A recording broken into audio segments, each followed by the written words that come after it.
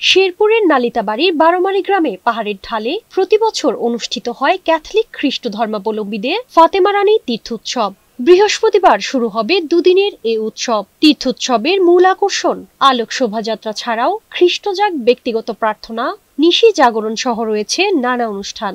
দেশ বিদেশের লাখো পুণ্যার্থী অংশ নেবে এই তীর্থযাত্রায়। এবার এই আয়োজনের 25তম বার্ষিকী।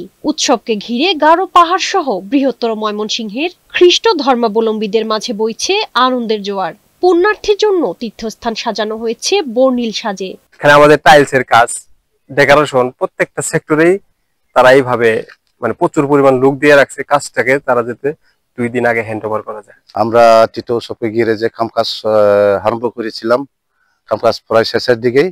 এবারের তীর্থোৎসব সুন্দর হবে বলে আশাবাদী মিশনের ফাদার তরুণ বানোয়ারি।